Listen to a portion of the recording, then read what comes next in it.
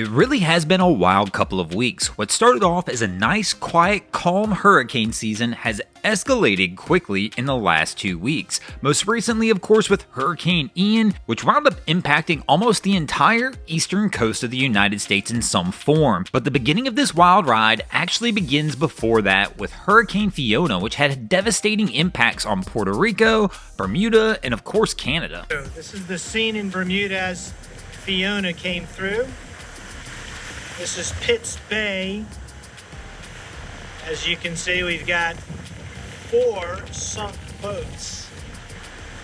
The amount of hurricane footage I've been sent in the last 2 weeks is just absolutely staggering, and it's of course heartbreaking to watch. And our heartfelt condolences really do go out to everybody who's been impacted by the storm. And of course, welcome back guys to this week's episode of Boating News of the Week. And as you would imagine, this week's episode's probably gonna be dominated by these storms.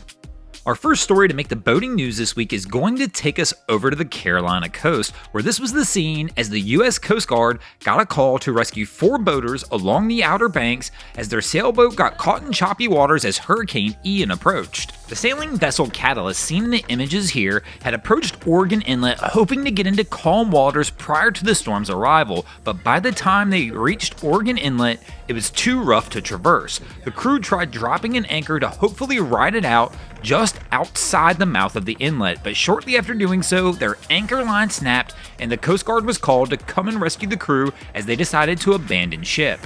These images show the Coast Guard helping rescue the 4 sailors off the vessel. The Coast Guard was able to get a lifeline sent across the vessel's bow, and the sailors were able to use this line to pull themselves safely to the Coast Guard's boat. Fortunately, in this situation, all 4 sailors were successfully rescued off the vessel without any serious injuries. And as for the vessel, well, it was spotted just north of Oregon Inlet, washed up on the beach shortly after the storm passed.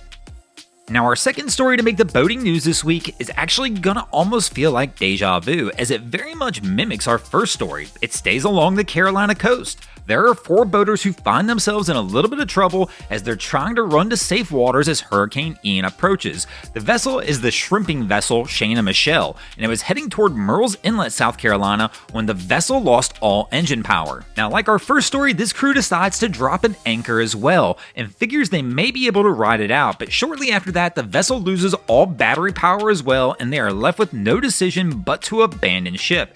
And just like our first story, shortly after abandoning ship, the anchor line breaks, and this vessel winds up drifting to shore. And unlike our first vessel, which wound up ashore in the lightly inhabited area near Oregon Inlet, this vessel winds up on shore in the heavily populated tourist location of Myrtle Beach, South Carolina, and it quickly becomes one of the Myrtle Beach area's newest attractions as hundreds of people show up trying to take pictures and selfies of themselves with the boat. Now, apparently this boat's not camera shy though, as apparently this vessel has a little bit of a storied past, as the vessel used to be called the Winds of Fortune. The vessel, when it was going under its former name, actually was featured on such things such as the History Channel, Dirty Jobs, The Amazing Race, and even was featured in a Darius Rucker music video during its span with its former owner. The current owners of the vessel at this time are currently working with local officials in the Myrtle Beach area to try and salvage the vessel and get it back into the water.